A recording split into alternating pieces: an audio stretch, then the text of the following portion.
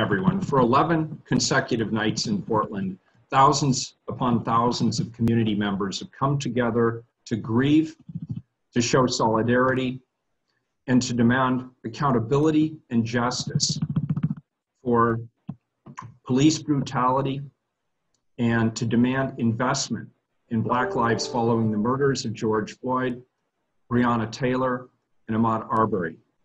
For some Portlanders, this is their first protest, but for others, these protests add to the many they've been organizing and participating in for decades. The horrific murders of Black men and women laid bare a very harsh reality that racism continues to rob our Black communities of life, safety, health, and prosperity. Yesterday, our city welcomed a new police chief, Chuck LaBelle. We heard from many longtime community leaders about his outstanding record, the exceptional background that makes him the right person to be chief, and his vision for upholding community and the Bureau in his decisions. I'm excited to work with Chief LaBelle. I share in his reflections on George Floyd's death and the lack of compassion exhibited by the officers and by public institutions. Too often, the very institutions that are supposed to protect and serve our community have instead failed people of color, specifically our Black community. And we can't just point to this being something that happens in other communities. This happens right here in Portland. And that responsibility to reform the process lies solely with us. Mr. Floyd's murder announced that reality so loudly, so unconscionably, and people are tired, and they're hurt, and they're grieving. But people are also resilient, and people are also expecting changes to institutions, and I don't just mean personnel.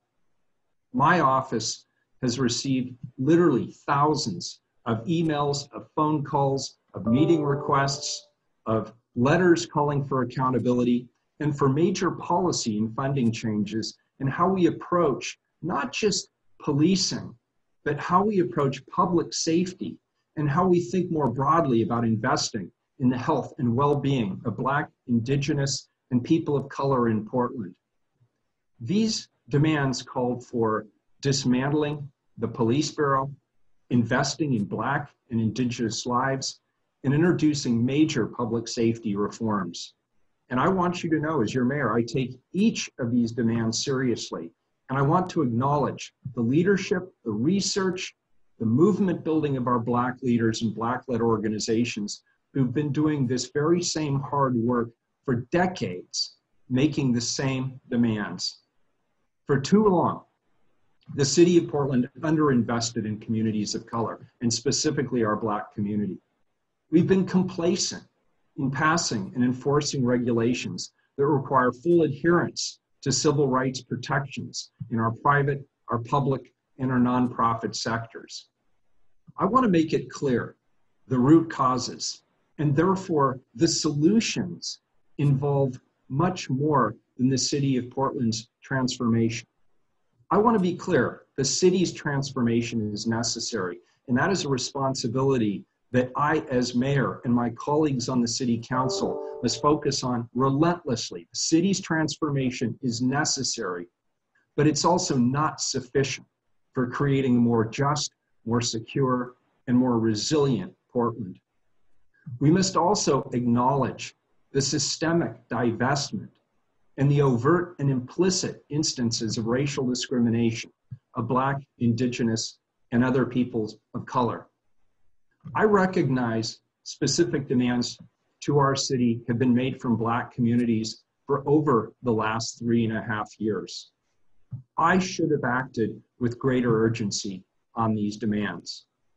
My privilege as a white man, my privilege as the mayor and the leader of the institutions of power in this community, I believe shielded me from time to time from the many difficult and uncomfortable truths about our history and about our society. As your mayor, I continue to listen, I continue to understand, and I'll continue to have uncomfortable but necessary conversations, to push the limits of our comforts as a community and lead our community's healing and restoration. This is a movement that calls for structural changes, but it also requires a cultural shift that disrupts and dismantles white supremacy. We don't foster the type of transformational change to reach this vision in the ways that the community desires. If we don't, we put ourselves at risk to further disenfranchise communities. My team and I spent many hours over the last few weeks talking to lots of people and listening and learning and exploring options that the city can enact immediately. And the actions and reforms I'll share today: repurpose police dollars, reinvest in people to create a more racially just city, and reform public safety standards. At the end of the day, all of these things, I believe, will help lift the community and make us all safer. But we can't do it incrementally. We must do it through bold and deliberate actions. These are the actions demanded by the community and reflected in the Urban League of Portland's State of Black Oregon and the Portland African American Leadership Forum's People's Plan. The public has given us this historic opportunity to reimagine what policing and public safety generally looks like in Portland and all across America. And the vision must include looking at everything: how we recruit, how we train, how we incentivize policies that we put in place, and how we engage with the community. Everything needs to be on the table. And we need to fundamentally change the police bureau and how we interact with police in our daily lives. I'll work with my city council colleagues, leaders across the region, and leaders in the community on what comes next. Around the nation, history is being written. These actions are long overdue, and government isn't doing this alone. We're doing it with you, with our community partners, with our Black leaders and community. Here's just a few highlights. We propose to redirect over $7 million from the Police Bureau and $5 million from other city funds directly to communities of color, reinvesting $12 million. We're going to dissolve the Gun Violence Reduction Team, the School Resource Officer Program, and the Transit Specialty Units.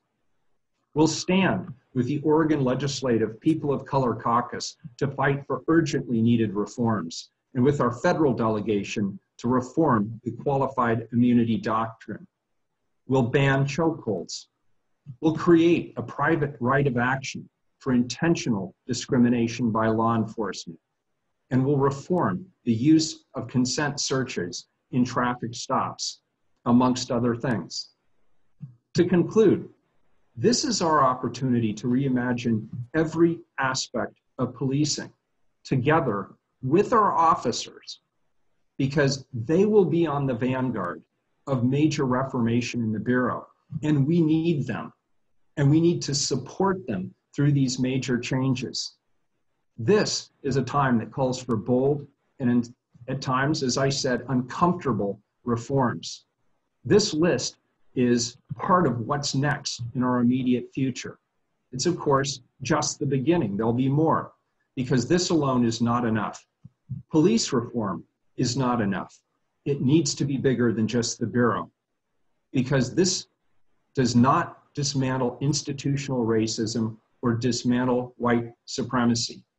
It does not correct America's cultural narrative, which has actively prevented Black members of our community from building wealth and earning living wages, from accessing education, housing, and healthcare, and from building a better life for themselves and their families.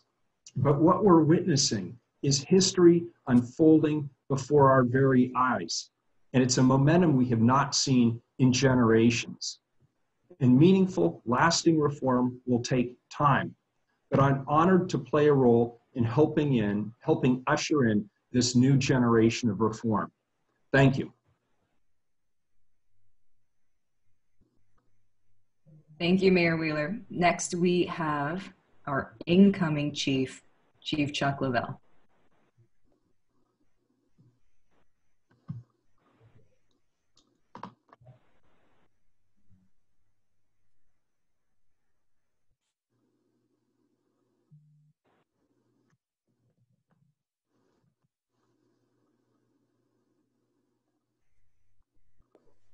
Can you hear me? Yep. These are difficult times in law enforcement. Police officers everywhere are feeling like their life's work's being called into question. I support investments in color and steps towards healing in the community. We're listening and we're hearing, and we're trying to align our department with what the community's been asking for. We remain committed to building trust in the community, particularly communities of color, and delivering a high level of public service to the city of Portland. This will lead to structural change, but I'm asking the community to support our officers as we move forward. Thank you.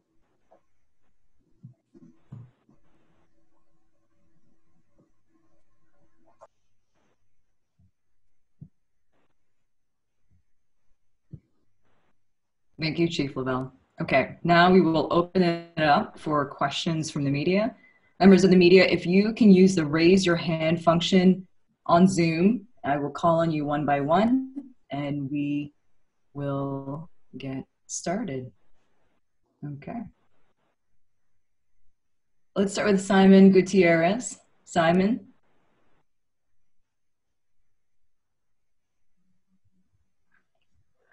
Unmuting. Hello. Hello.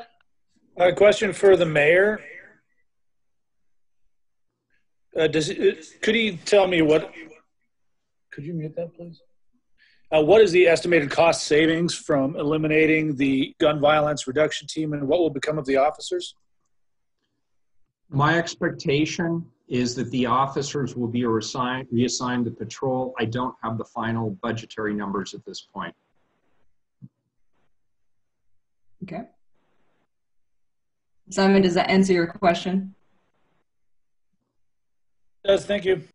Okay. Next, we have Lisa Balick from Coin 6 News. Lisa. Question for the mayor. These couple of changes were expected. What else is to come? You're going to see, today I wanted to talk about things that specifically I can do through directive. You're going to see other changes that will be suggested through partnership and collaboration, including one collaboration I hope to do with incoming District Attorney Mike Schmidt. You're going to see community-based approaches to reimagining how we do patrol. You're going to see us work in concert with legislative leaders to push important legislation at the state. You're going to see us advocate for and push for specific legislative changes at the federal level. But today I wanted to talk about urgency. I wanted to talk about concrete steps that we can take today. What the community is saying loudly and clearly is they don't want to hear about incremental change. They don't want to hear about task forces. They don't want to hear about legislation that's going to be passed a year from now. They want to know what is our level of commitment today to reforming the way we do policing in this community, reimagining the way that we view public safety as a community, and how we work together to not only address these important issues, but how we broaden this movement to talk about everything from education to access to capital, to access to shared economic prosperity, to improve health outcomes, even our response to COVID. But I didn't want to talk long-term today or even medium-term. I wanted to talk today specifically about those things we can do right now and the things we are doing right now through mayoral directive.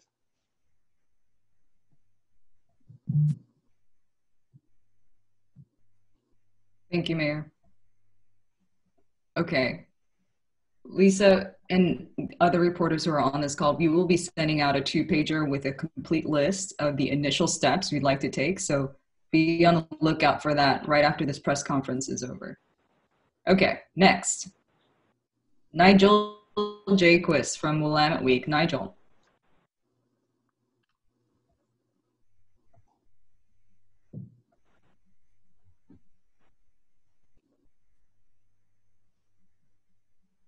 Hey, Eileen, if you can hear me, I think Nigel might have had some audio issues. He had a question that you can see in chat. Okay.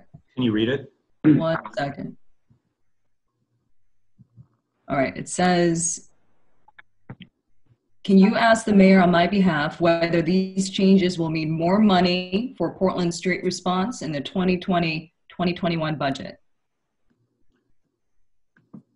We have not specifically prescribed where the dollars go, but as you know, the Portland Street Response is a partnership between myself and Joanne Hardesty. I'm a strong advocate and proponent of the street response, and I'm very hopeful that this will lead to additional funding for the Portland Street Response. It's exactly the kind of reimagining public safety that doesn't necessarily require police officers to engage. In the case of the street response, it would encourage people who are EMTs or who have behavioral health experience engaging with people in crisis rather than having to send a police officer in. And so that is exactly the kind of reform that I'm excited about, that I would hope to see funded. But again, I didn't think it was appropriate for me to sit here today and tell the community how best to spend those resources. I would expect that there will be more community input on this. As an aside, I will say thank you to the literally hundreds of people who've been emailing me over the last couple of days supporting the Portland Street Response. I stand with you. Okay, thank you, Mayor. Next, we have a question from Everton at the Oregonian. Can the mayor or Chief LaBelle clarify banning chokeholds being used by police officers? Weren't they already not allowed, or was that only specific holds? And I know DC Davis is with us too, so if anyone can answer that question, that would be great. Perhaps it's more fitting for Chief LaBelle and DC Davis.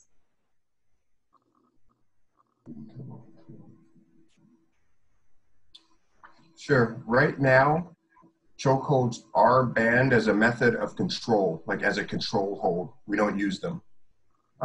They are considered deadly force if you have to use them in a life-saving situation. But for all intents and purposes, they are banned as a method of control. Okay. Thank you, Chief. Okay, next, it looks like we have a reporter from Cable Radio. Will that reporter please say their name and... Yes, my name is Jenka Soderberg with Cable Radio. My question is for Mayor Wheeler. Will you ban the use of tear gas, flashbang grenades, LRAD, and rubber-coated steel bullets by your officers? Commit to dismantling the police department, and will you resign? So these are the same questions you asked the last 2 days in a row, and I'm going to give you exactly the same answer both times. As you know, I committed the city to the Obama organization's use of force review. We agreed that it will be community-centered, that we will be transparent with the public about our findings, that we will enact the reforms that are put forth. That includes all use of force. As you know, I've already restricted the use of tear gas or CS gas here in the city of Portland. And I've said that I would like to get rid of CS gas. The caveat being there has to be an alternative that does not use a higher level of force and does not put people at danger. So that is very much on the table with my colleagues and myself. Thank you. Our next question is from... And I forgot to answer the last question, will I resign? I believe that I am the right person to lead the city through this period of reform. I'm committed to it. No, I will not resign. Thank you, Mayor Wheeler. And if you have repeat questions that you've asked, I ask that you ask us new ones so that we can explain further the reforms that we're pushing out and the transformational changes happening within our city. So that is my one ask to reporters who are asking the same questions over and over again. Okay, next is from Pat Doris. from KGW. He is having audio issues, so I'm going to read his question for him. What do you say to those who worry that ending gun violence reduction teams and transit police will lead to more violence and or crime? Mayor, that question is for you. So currently, with regard to the transit police, we have a negotiated agreement with TriMet. Under former Chief Outlaw, we began the process of reviewing whether or not that was the best use of 32 patrol officers. The community has said loudly and clearly that they do not want to see Portland police officers used for that purpose on transit. I do not believe that will lead to less safety on the transit system, because if there is an issue on the transit system, people will still call 911. They will still ask for a police response. The difference will be we will not have people engaged as members of the transit police function. With regard to the gun violence reduction team, there are aspects to that team that definitely deserve to be evaluated. There have been reforms that have already been put into place. Gun violence remains a serious issue in the city. We had over 400 shootings in the city of Portland last year, and we still need that investigative function when there is a shooting in the city of Portland. So there's parts of this team that we still very much need, but I think this is a good time for us to look at how best to address gun violence in this community. So I've asked my Office of Youth Violence Prevention. I'm asking our incoming District Attorney, Mike Schmidt, and my colleagues and the Police Bureau to work together with the community to evaluate the best way that we can address gun violence broadly in this community. Thank you, Mayor. Okay, our next question. I actually believe we have the opportunity here to improve public safety, to increase public safety for Portlanders. All right, our next question is from Maxine with the Oregonian. Questions, and I believe you answered part of this, Mayor. With the disbanding of the GVRT, who in the Police Bureau will respond to shootings in the city? That's number one. I believe that will be patrol, but I will actually turn that over to incoming Chief LaBelle to make sure we're accurate on that answer.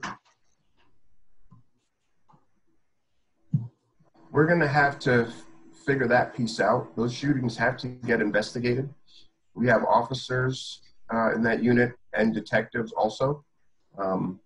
So there'll probably be a combination of the detectives doing the investigative piece, either under the detective division or some other format, and then the officers being reassigned. Thank you, Chief. Okay, so the second question Maxine had, for years there have been calls from the community for a truly independent board with subpoena powers that would investigate allegations of police misconduct up to police shootings. Will you push for such a board to be created in Portland? Mayor? Hang on, I think I have to restart my video. Oh, here it is. Okay. The answer is yes. The current structure with the Independent Police Review Commission under the auditor and the CRC, that process does not have the public's trust. There are gaps in the way that current structure, the way that we currently do independent police oversight and evaluation. And Commissioner Hardesty and I have had a number of conversations on this subject. She and I together want to lead a process to evaluate both how IPR and CRC works and propose a different structure. The structure we have right now isn't pleasing anybody. It's not doing what we want, and it doesn't have the public's trust in terms of true oversight. And part of the problem right now is that committee doesn't have any real teeth. It doesn't. Neither of them have the kind of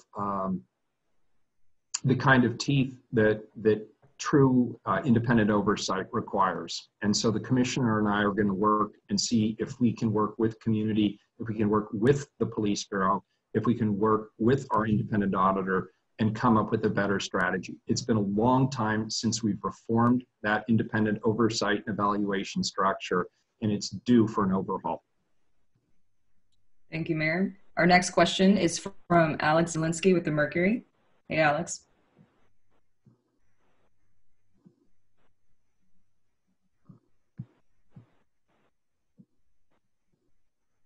Hey, sorry about that. I'm curious about the time frame here for the 3 programs that you're announcing disbanding. Is that something that's happening today? Is that happening with the new budget? When can we expect these changes and reshuffling of police officers to begin? So this is the beginning of that process. As Chief LaBelle's answer just suggested on GVRT, we have to have clarity on the landing pad. What's the interim strategy? Where are we headed? So it won't happen today, but it will happen with urgency. Okay. Our next question is from Rebecca Ellis with OPB. Rebecca.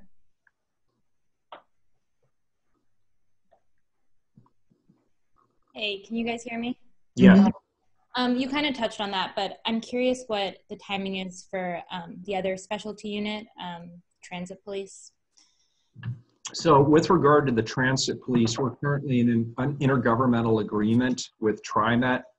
That intergovernmental agreement expires at the end of the year. We will not renew that on January 1st. Okay, so there'll still be Portland police officers there until January 1st. Yeah, and I want to be clear on all of this, sort of a blanket caveat. My colleagues could override me on some of this, but based on the conversations I've had, I don't believe they will. Okay, my second question is, I'm curious, there have been obviously lots of calls from protesters on defunding the police, and I'm curious to hear what defunding police means to you and what your message would be to the demonstrators making that call. So I am hearing loudly and clearly from demonstrators that they want fundamental reform. I'm hearing loudly and clearly from demonstrators that they want us to completely reimagine the way that we think about public safety in our community. And I believe these reforms, combined with the resources that I've proposed we send out to the community, I believe those things work together to live up to the promise of that reimagination. If you're asking me, how do these things work together? The answer is it's not just sufficient to change policing. We also have to invest in a community that's been disinvested from for decades.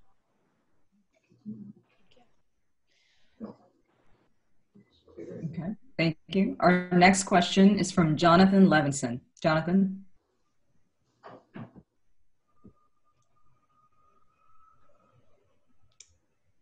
Yeah, hi. GVRT works with federal and local agencies in like the Portland Area Crime Gun Initiative. They leverage tools like the ATF's NIBIN database.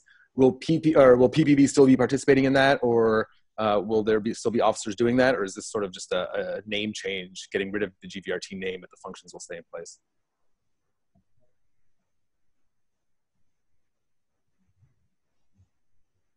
Who's the question for? Mayor, if you can answer that, or if the chief knows the answer. Yeah, well, I don't know the answer specifically about the database.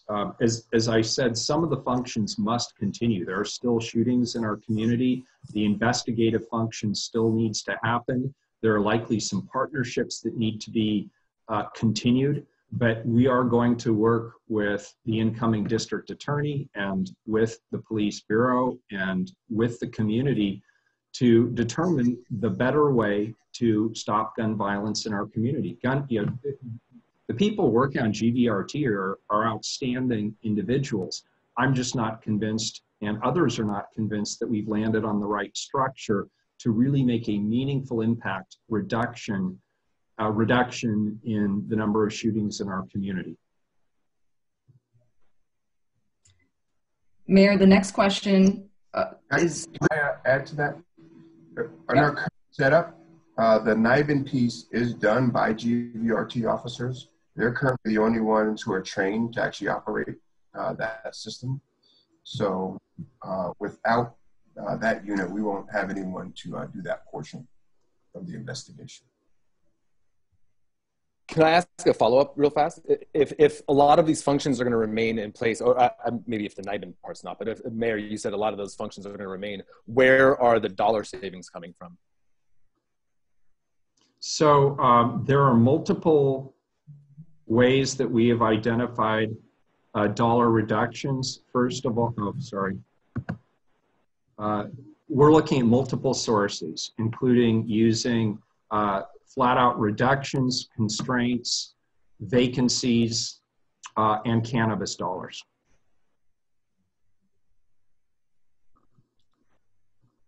Jonathan, does that answer your question? Yes, thank you. Okay. The next question, it's a follow-up from Everton Bailey with the Oregonian. Mayor Wheeler, which bureaus will the $5 million of the $12 million to be invested in communities of color come from? And what specific investments will occur?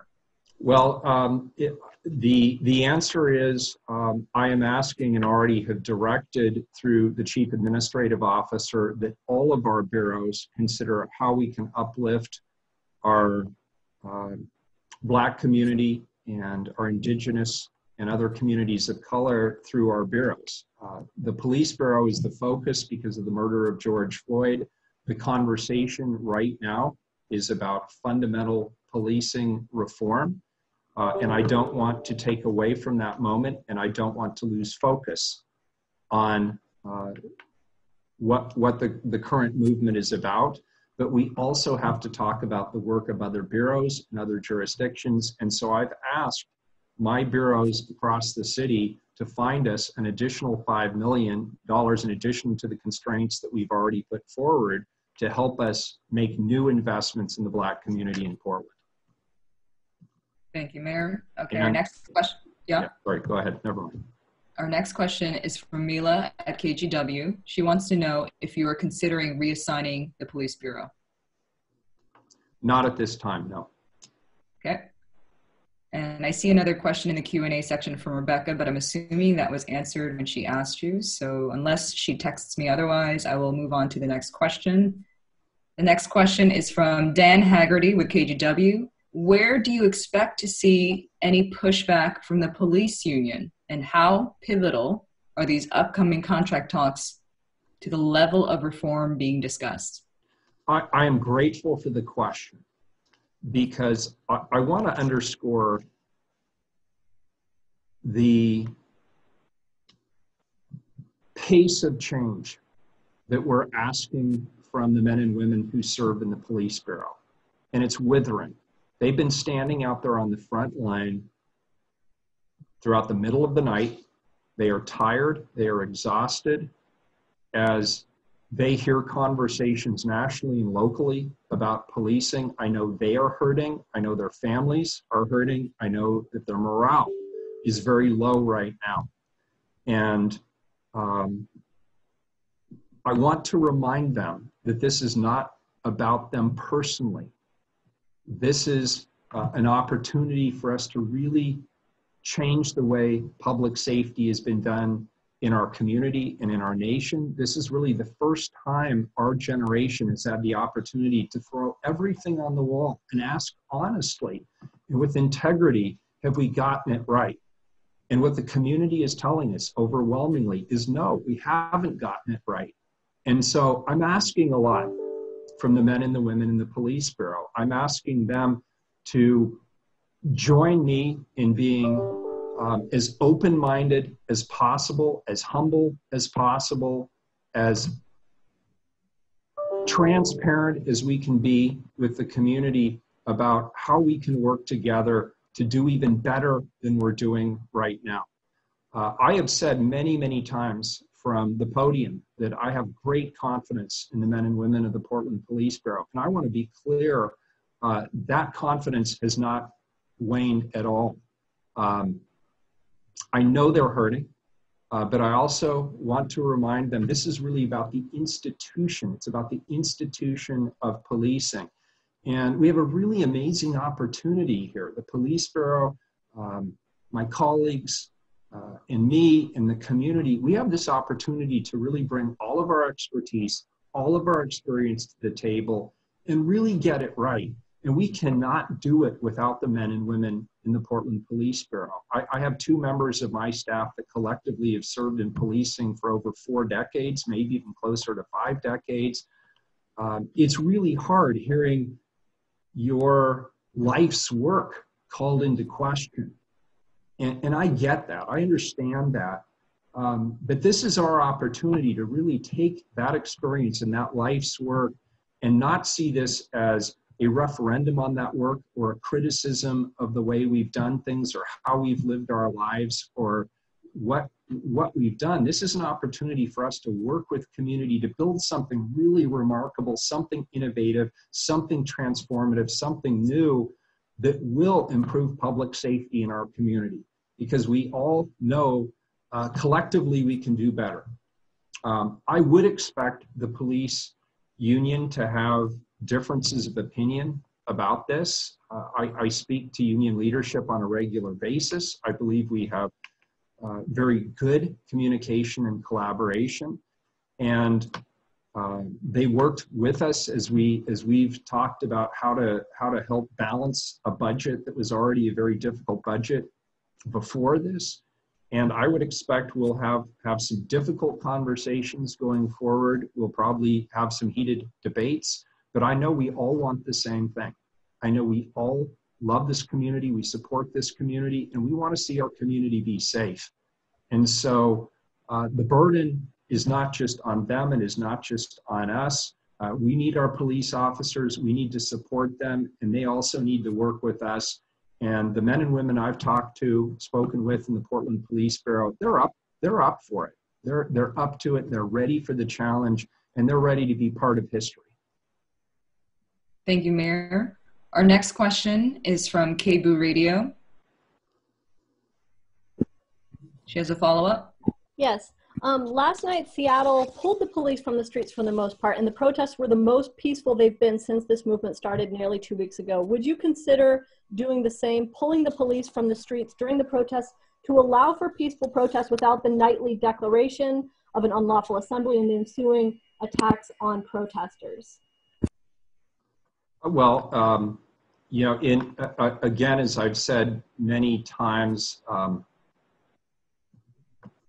I don't call tactics during an incident. There are people who do that based on the situation on the ground and using the intelligence and the best information they have at the time. And I would not preordain what they should be doing in terms of responding to a situation that has not yet unfolded. So I would not direct that at this moment. But I think you asked, would I be open to it? The answer is yes, of course. If the Police Bureau felt that less engagement or no engagement was the right decision, of course I would support that. Maybe Police Chief LaBelle could respond?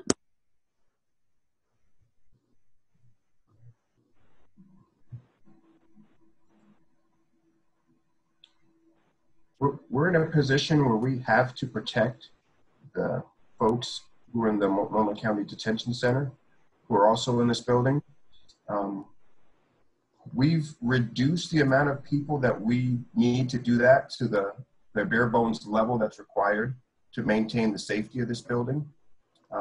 We still meet with folks throwing things at us, projectiles and things of that nature.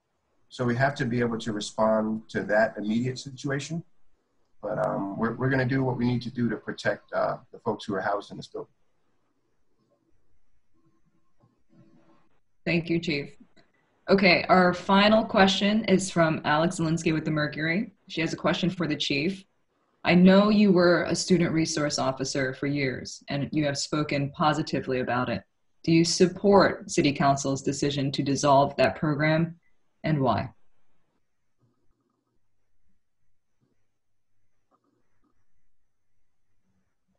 Chief LaBelle, that's for you. Yeah, I'm just getting my unmute.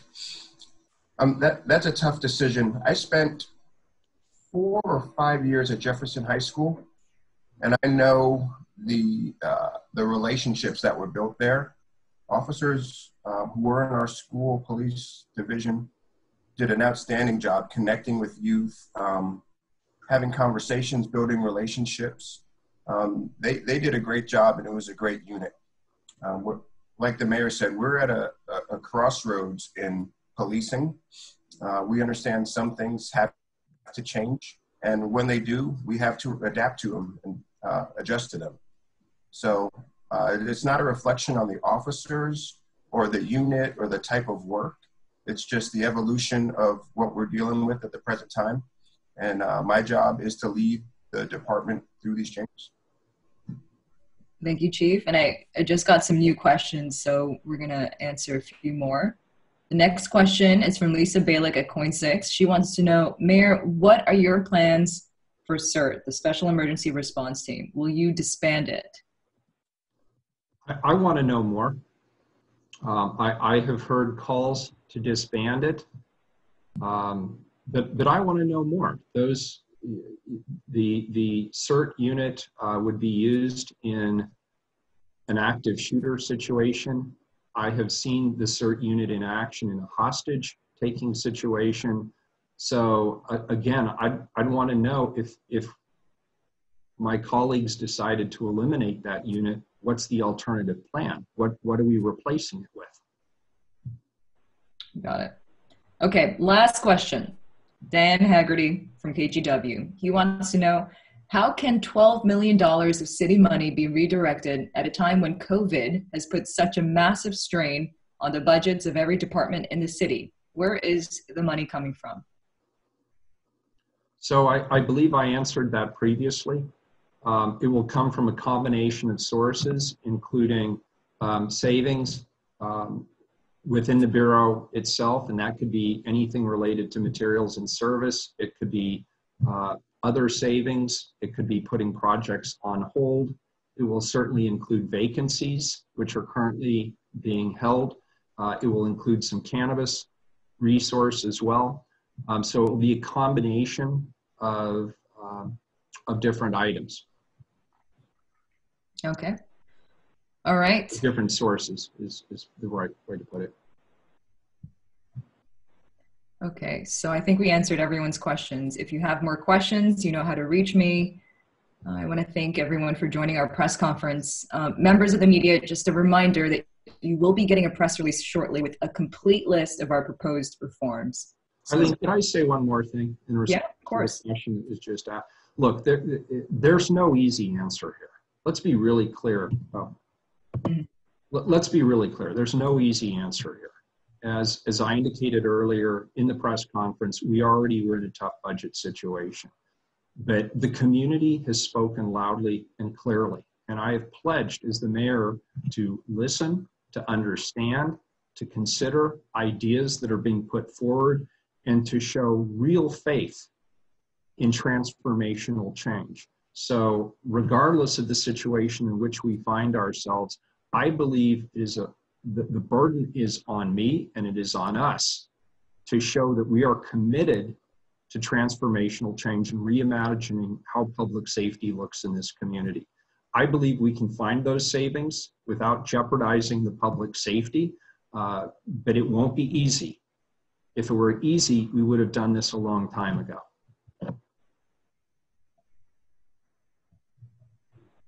Well said, Mayor. Okay, so that wraps up our